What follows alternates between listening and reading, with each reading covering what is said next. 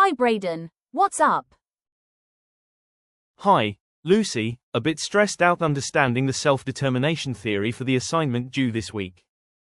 Oh no, don't worry, Ms. Jackson said her office is always open to provide some extra help. Let's go.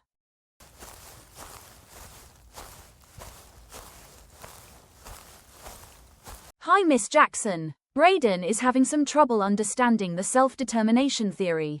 I told him we can come to your office for help. Hi students, of course let's get right into it. Self-determination theory. Ryan and Desi created this psychological framework to explain what drives human behavior. This theory describes why humans make certain choices or decisions. It distinguishes what motivates humans and what psychological needs need to be met in order to have a balanced and satisfactory performance. From deciding to buy a cup of coffee to what makes you want to go to work in the morning, this theory can be applied to all aspects of human behavior. Now let's dive into the framework that makes up the self-determination theory. Human behavior is driven by the cultivation of three basic psychological needs: autonomy, feeling of control over their own actions and decisions; competence, feeling capable and skilled in their own actions and social environments; and relatedness, feeling accepted by others. If these three needs are met, it leads to an optimal sense of well-being, self-growth, being able to reach personal goals, and motivations for personal joy of fulfillment.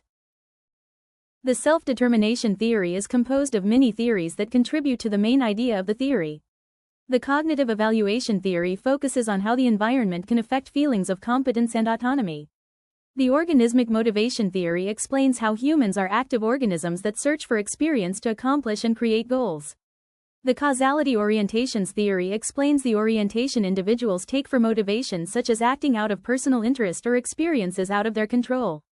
Lastly, the basic psychological needs theory presents the three basic psychological needs. Wow, I am starting to understand.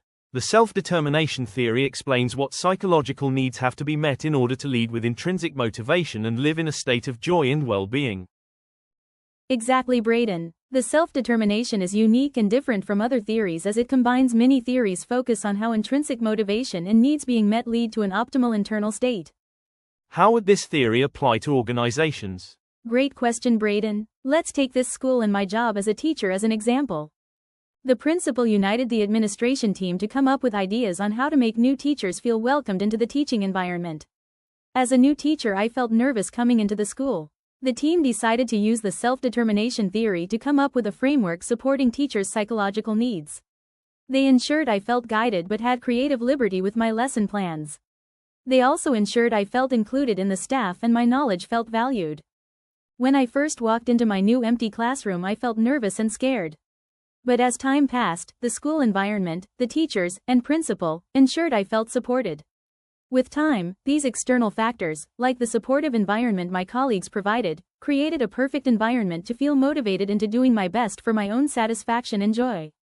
They made teaching something I love to do and look forward to doing every day. Wow, what a great story. So with the support of your environment, you felt joy to come into work. Yes, my external environment affected my internal motivation. So is there a difference between types of motivation? Yes, there is. Let's get into the types of motivation in the self-determination theory and how they interact with each other. Intrinsic motivation is when humans engage in activities that bring them internal satisfaction. For instance, when an employee decides to finish a marketing campaign because it brings them joy. Extrinsic motivation is when actions are driven by external circumstances, like a punishment or reward. For instance, an employee decides to stay overtime at their job to receive a higher paycheck. A motivation is the lack of motivation, not having a desire to complete any tasks or goals.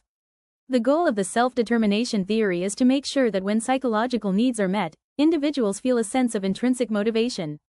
In a successful business, organizations align the environment surrounding the employee to push for an employee to feel intrinsic motivation. Wow, thank you for the explanation, Miss Jackson. Not only did I realize the self-determination theory explains what leads to humans making certain choices, but I realized that meeting basic psychological needs can lead to feeling happier and more fulfilled. I now feel motivated to work on my assignment because I enjoy talking about the topic so much. I am so glad you got a better understanding. This theory can be applied to our daily lives, but especially used for organizations and business to understand what drives their employees, and what they can do to increase motivation and productivity in the workplace.